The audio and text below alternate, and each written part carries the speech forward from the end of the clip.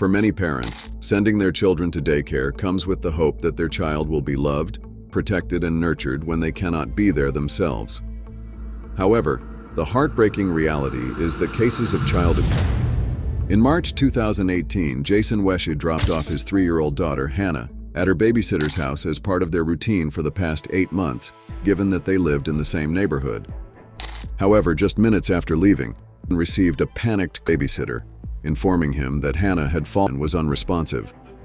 Hannah Wesche entered the world on January 11, 2015, while her parents, Jason Wesche and Adrienne, faced struggles from the start. Jason took on the role of a single father and battled addiction, ultimately being arrested for sex and using heroin. Unfortunately, Hannah bore the consequences of her mother's addiction, being born addicted to heroin herself. In addition, Hannah also has 2 older sisters, Rachel and Caitlin. Despite this tumultuous beginning, Hannah's resilient spirit shone through.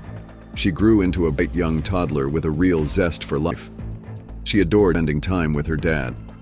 Their bond was evident in the simple joys they shared, like munching on cereal together and watching TV shows. When Hannah was about 2 years old, Jason and she relocated to a new residence on Shank Road in Hamilton.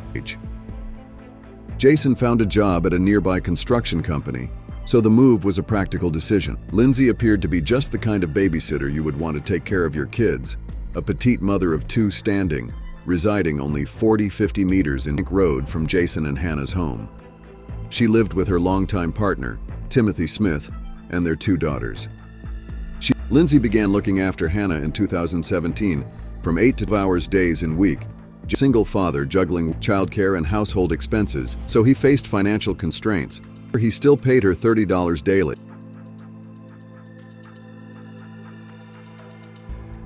Jason was unaware that Lindsay had been going through some difficult personal issues prior. She had miscarriage, and the relationship between her and her husband had some problems. Lindsay found herself stretched thin while juggling the responsibilities of work and care. Hannah's grandfather noticed some bruising on her chest during one visit, prompting questions. He told Jason the babysitter did it. Lindsay explained Hannah had taken a tumble. At the time, this explanation seemed plausible enough.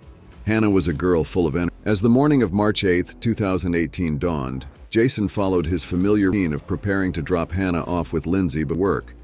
Hannah was usually keen to sit in the front seat, play co-driver with her father. But shortly after dropping Hannah in Lindsay's house at around 7:00 a.m., Jason had only traveled minutes down the road when his phone rang, and Lindsay's frantic voice filled the air. She urgently told him to return to her house immediately. Afterward, Christopher encountered Sheriff Clark from the nearby Whitten department. Sheriff Clark has known Christopher for years, and he sensed that Christopher might be withholding vital information. Lindsay told the police yesterday that Hannah wasn't feeling well. This morning, right when Hannah's dad brought her here, she suddenly passed out. When Jason arrived, Lindsay was still on the phone. Hannah was lying on the living room couch. She was still unresponsive, her eyes open but unfocused, unable to settle on anything in the room. She was loaded into the waiting ambulance and rushed to Fort Hamilton Hospital, where an emergency team stood ready. The detectives revisited David for further questioning while the police thoroughly searched his home, but they found no new evidence. Lindsay was brought to the police station for questioning. Facing intense questioning, she vehemently denied any involvement in causing Hannah's injuries, also suggesting that the bruises Hannah had previously displayed were inflicted by Jason. Lindsay maintained that when Hannah was taken in her house, she even wanted a donut before. This presented a significant challenge for the investigators. They had disseminated an inaccurate composite sketch of the suspect through the media and to patrol officers, leading everyone to search for an entirely different individual. During the latter part of the interrogation, Lindsay disclosed to the detectives on March 7th, Hannah had suffered a fall, hitting her head on the hard concrete flooring. The day prior, March 6th, Hannah had experienced mishap, this time falling off a toy train set and hitting her head as a result. However, the following day, Lindsay was once again summoned by the detectives.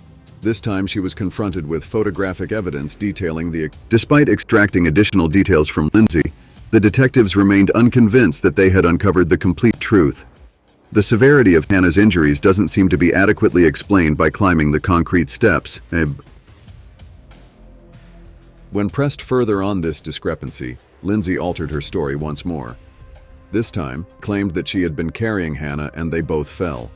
She had inadvertently fallen on top of the little girl, causing Hannah's head to collide with the metal edge of the concrete step. Still, this didn't explain the bruising, so Lindsay further stated that after they fell, Hannah began crying and demanding her father. So she picked Hannah up and shook her vigorously until she stopped crying, even accidentally slipping and causing Hannah to fall. Lindsay admitted to hitting and punching Hannah several times prior to March 8th. Spoke to detectives about her own issues, such as miscarriage and relationship troubles, saying that she had been under a lot of stress. So, when Hannah of tomato sauce and sprayed it into the toilet, Lindsay said she lost her temper.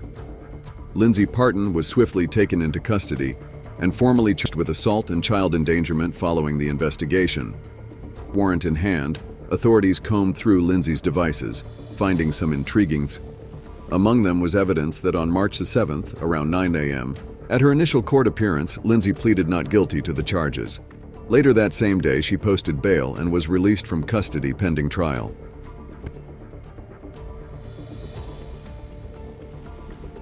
As Hannah's condition deteriorated, she passed on March 18th. The case developed into a homicide investigation. Lindsay Parton's trial commenced in April 2019, spanning 8 days of proceedings.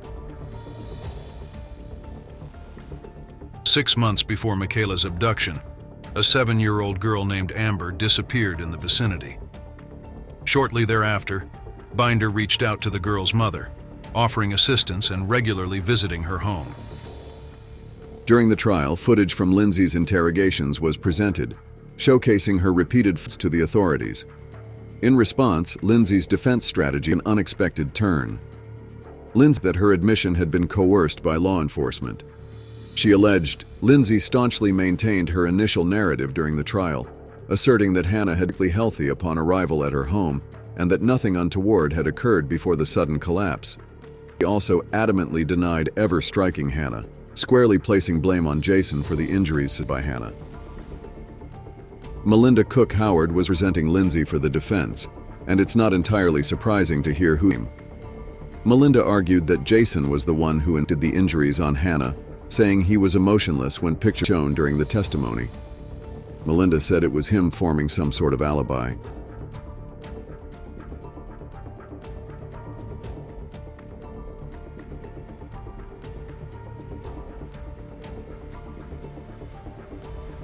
Interestingly, while Jason readily agreed to undergo a polygraph test, which he subsequently passed, Lindsay adamantly refused to participate. Although the results of polygraph tests are typically inadmissible in court, Lindsay's refusal raised eyebrows and hinted at a potential sense of guilt. The jury deliberated for 12 hours before reaching a verdict. Lindsay Parton was ultimately found guilty of murder, received a sentence of life imprisonment with a mandatory minimum term of 15 years, along with an additional 36 months for the Lindsay's legal team announced their intention to appeal her conviction. Melinda Cook Howard stated Lindsay was an upstanding citizen, mother, and wife, and has the support of her community. Her family and attorneys say Lindsay maintains her innocence. We believe that Lindsay is innocent and we will be looking into appeal. Jason also reacted to the conviction, expressing his deep anger towards Lindsay for what she did to Hannah. I hope she never gets out of jail for what she did to my daughter. I hope and pray every day that you get the same treatment in jail that you showed my daughter.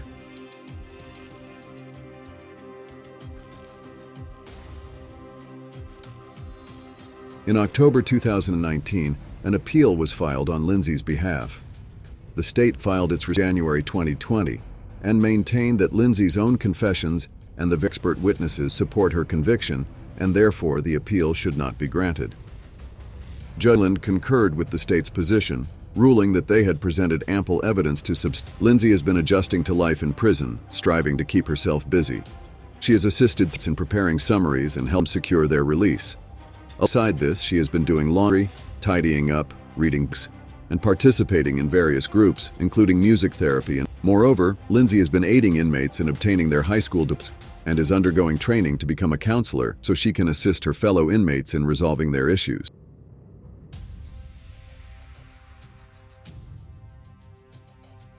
Despite being arrested, Lindsay always retains her innocence, firmly believing that she harmed Hannah and that her love for the girl is genuine.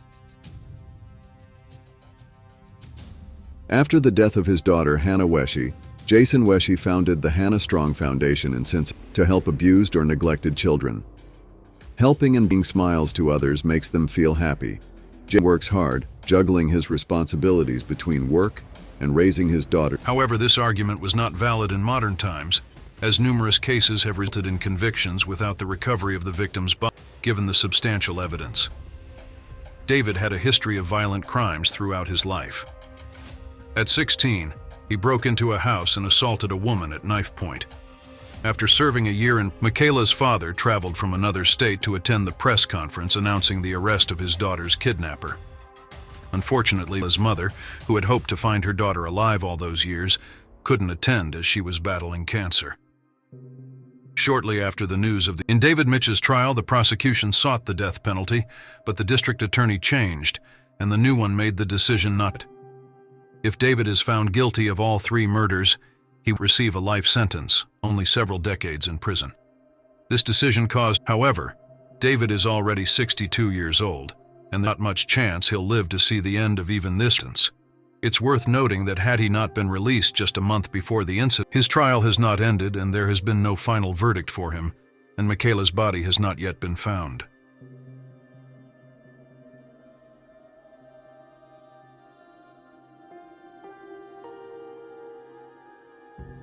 During the trial, Christopher attempted to plead mitigating circumstances, pointing out his difficult childhood from an early age. He was constantly shuffled between biological and foster parents, which greatly impacted him. I could thus only eat when he offered it to me, and only then I thought I deserved it. Only then if I thought I deserved it. His fist hit me so hard in the stomach that I was hardly able to, and when he said it, it hurt the most. My family, friends, and parents had lost interest in me and didn't love me. It was quite challenging.